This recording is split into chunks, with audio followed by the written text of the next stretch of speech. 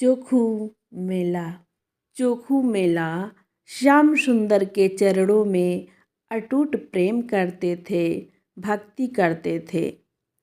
एक दिन उन्होंने अपने पिता के साथ खेत में काम कर रहे थे। तभी उनके नज़र एक केले के वृक्ष पर गया। मन में विचार आया कि इतने सुंदर सुंदर फल हैं, क्यों ना इन फलों को बद्रीनाथ भगवान को भोग लगाने ले चलूं। उन्होंने केले के वृक्ष से खूब सारे केले ले लिए और एक झोले में बांधकर चल दिए। कुछ दूर पर भगवान का मंदिर था। जैसे ही भगवान के मंदिर में पहुँचे कि उनका दिल आनंद से भर गया। इतना आनंद से भर गया कि उन्होंने विचार ही नहीं किया।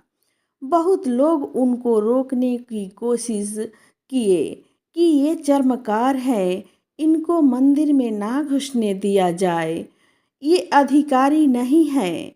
लेकिन वे इतने भाव में आ गए कि वे घुसते ही चले गए और जैसे ही भीतर पहुँचे, लोगों ने घेर कर चोखू मेला जी को पीट दिया। इतना मारा, उनके वस्त्र फाड़ दिए, सिर में चोट लगी, हाथ में चोट लगी, पैरों में चोट लगी, सब जगह इतना जख्म दे दिया कि चोखू मेला जी रोते रोते वापस आ गए। बद्रीनाथ भगवान को भोग नहीं लगा पाए। शाम का समय चोखू मेला जी घाव को जहाँ जहाँ से रक्त निकल रहा था साफ कर रहे थे और गुस्सा कर रहे थे। बोले, अब नहीं आऊँगा आपके पास।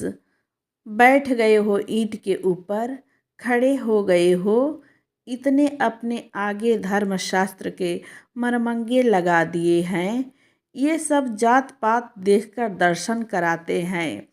खड़े रहो, बने रहो महाराज अपने रूप में, हम तो नहीं आएंगे। अरे कुछ मांगने थोड़े आया था, अपने खेत का बढ़िया फल लेकर आपको भोग लगाने आया था। इतने में ही नील वर्ण के श्याम सुंदर पीतांबर पहने हुए चोखू मेला जी के पास प्रत्यक्ष प्रकट हो गए और चोखू मेला के पास आकर गले में गलमैया डालकर बैठ गए और बोले, ये चोखू इतना गुस्सा क्यों कर रहा है? अरे कितना पिटवाया हमको, हाथ पांव सब तोड़ ताड़ दिए हमारे। अब मेरे घर आ गए हो, गले में गलमैया डाल कर बैठे हो, ये सब लीला क्यों करते हो? आप वहाँ क्यों नहीं रोका पुजारियों पांडवों को, ये सब ब्राह्मणों को? ठाकुर जी बोले, देख चोखू, वे सब मुझे पूजते तो हैं, मेरी सेवा भी करते हैं, पर मुझे पाषाण मानते हैं, मुझको मूर्ति ही मानते हैं। और जो मुझको पाषाण मानता है उनके लिए मैं पाषाण ही रहता हूँ। उनके लिए मैं ना बोलता हूँ ना हंसता हूँ, उनके लिए एकटक खड़ा रहता हूँ। तू तो मुझे पाषाण नहीं मानता, तू मुझे ठाकुर जी मानता है, भगवान जी मानता है। इसीलिए तो अपने खेत का फल लेकर आया था मेरे पास। वहाँ बहुत से लोग मुझे पाषाण मानते हैं, इसीलिए मैं उनके सामने बोला नहीं। एकांत में जब तू आ गया तो तेरे पास आया हूँ। चल चोखू, अब तू अपने बगीचे का मीठा फल मुझे खिला दे, बहुत जोरों की भूख लगी है।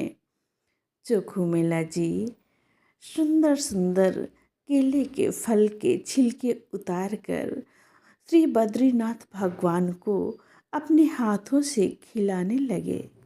अब देखिए, ना धर्म है, ना अर्थ है, ना काम है, ना मोक्ष है, केवल प्रेम ही प्रेम है चोखू मेला जी के पास। केले के छिलके उतार उतार कर श्री बद्रीनाथ भगवान को खिला रहा है चोखू मेला जी, जिसके लिए कहीं ना कहीं हम लोग प्रतिबंधित कर देते हैं कि सभी भगवान को नहीं छू सकते, नहीं दर्शन कर सकते।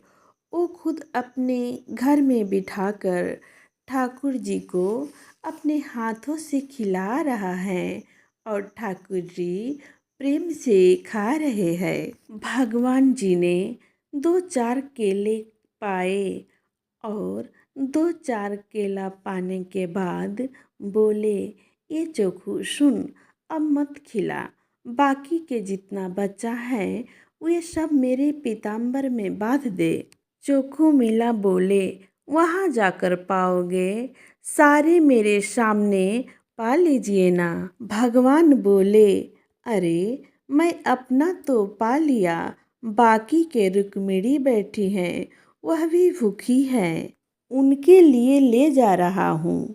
आज चोखू तेरे ऊपर इतना प्रहार किया ना, तेरे ऊपर इतना अत्याचार किया ना, इसीलिए मैं रुक्मिणी दोनों भोजन नहीं किए हैं, हम दोनों ही भूखे हैं। मैं तो पा लिया, ये रुक्मिणी जी के लिए ले जा रहा हूँ। और भगवान अंतर्ध्यान हो गए।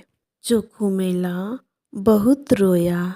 मंदिर पहुंचकर भगवान रुक्मिणी जी को पावाया। प्रातःकाल ब्रह्म मुहूर्त में जैसे ही कपाट खुले, भगवान के चारों ओर केले के छिलके पड़े थे।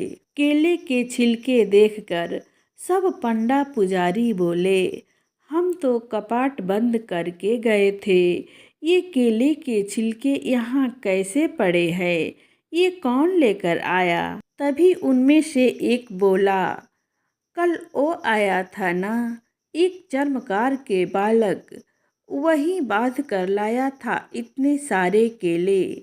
निश्चित ही वह रात में कहीं से आ गया है और सब केले खाकर गया है।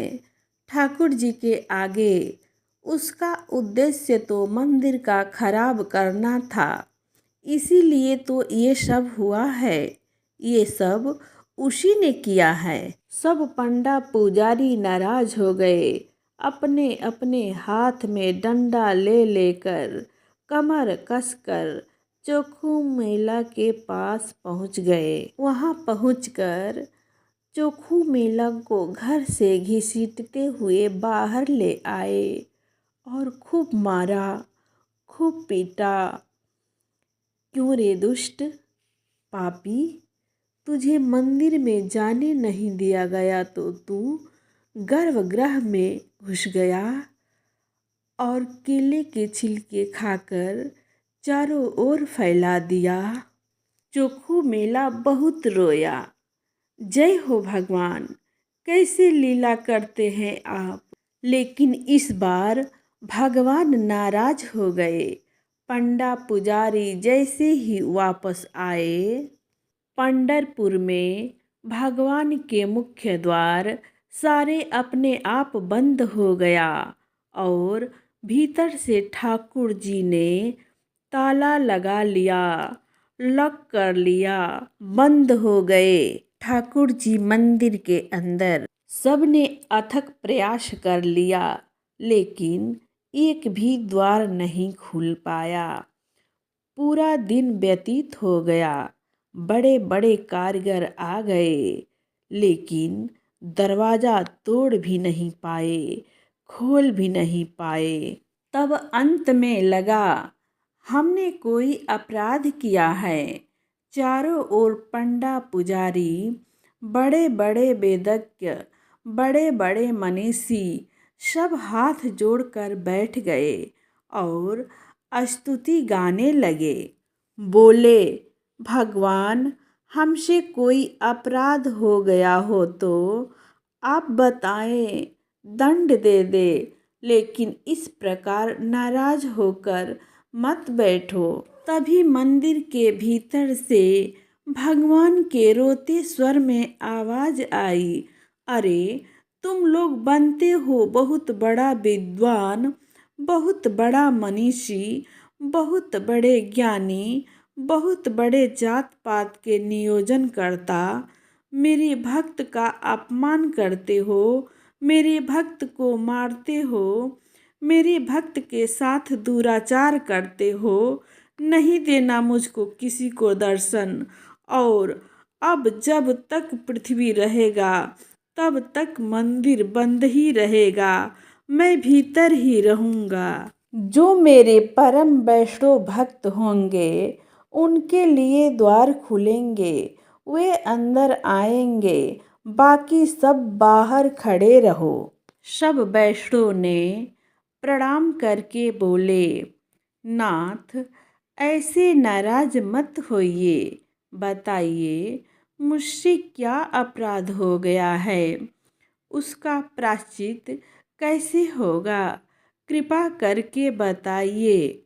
भगवान बोले, मेरे चोखू मेला को सबने जुट बनाकर जैसे मारा है, अब तुम ही विद्वान जन, तुम ही श्रेष्ठ जन, जाओ पालकी सजाकर मेरे चोखू मेला को बिठाकर नाचते गाते उत्सव मनाते, जैसे मेरी पालकी निकालते हो, जैसे मेरी सवारी निकालते हो, उससे भी अधिक मेरे चोखू मेला को सारे नगर में घुमाते हुए मेरे सामने लेकर आओ, तभी द्वार खुलेंगे, तब मैं तुमको क्षमा करूँगा, नहीं तो नहीं करूँगा।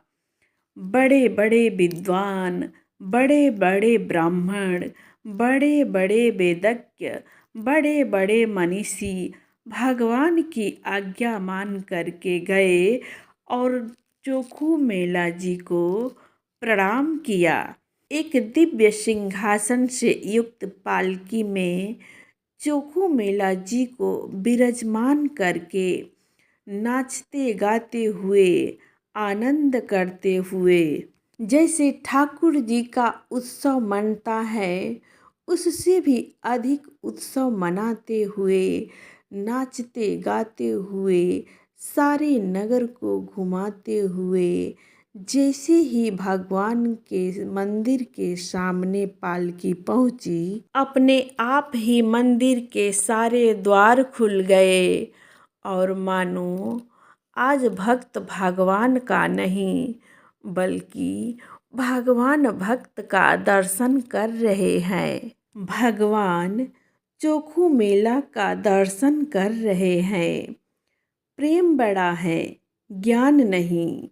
ज्ञान आवश्यक है, वैराग्य आवश्यक है, सब कुछ आवश्यक है, पर प्रेम प्रधान है। प्रेम के बगैर कहीं न कहीं आप ठाकुर जी से दूर ही रहोगे। इसलिए ज्ञान बहुत आवे इसकी कामना मत रखो, हमारा नियम बहुत बने इसकी भी कामना मत रखो, हम नित्य तीर्थ पर जाएं इसकी भी कामना मत रखो। कामना बस एक रखो, हम जहाँ भी रहे, जैसे भी रहे, जिस स्थिति में रहे, हमारा प्रेम सदा बढ़ता रहे, बढ़ता रहे भगवान के प्रति, भगवान के चरणों में। जय श्री कृष्ण। ऐसी और कहानियाँ सुनने के लिए सब्सक्राइब करें आपके अपने चैनल नमो गुरु गोविंद को। धन्यवाद।